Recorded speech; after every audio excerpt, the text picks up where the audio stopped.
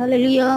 ఈరోజు జీవవాక్కు ద్వారా దేవుడు మనతో మాట్లాడుచున్న విలువ కలిగిన మాట, తండ్రి చిత్తమును నెరవేర్చుటే నాకు ఇష్టము, నాకు సంతోషము అని చెప్తా ఉన్నాడు దేవుడు.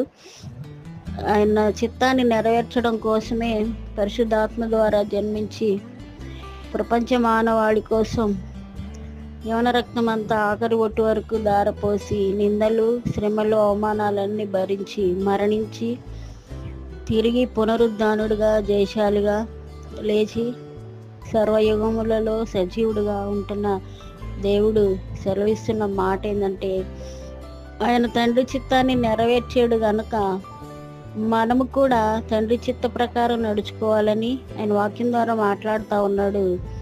అంతేకాకుండా తండ్రి చిత్త ప్రకారం జరిగించువాడే నా తల్లి, నా తండ్రి, నా సహోదరుడు అని, అంతేకాకుండా పరలోకపు తండ్రి చిత్త ప్రకారం జరిగించేవాడే నిత్య జీవానికి వారసులు అని, పరలోక రాజ్యాన్ని స్వతంత్రించుకుంటారని ఖచ్చితంగా తెలియచేసాడు కనుక మనము కూడా ఆయన చిత్త ప్రకారం జరిగిస్తూ ఆయన చిత్తానికి లోబడుతూ దైవ దీవెనలు పొందుకుందాం. అటువంటి కృప దేవుడు మనందరికీ దయచేయను గాక.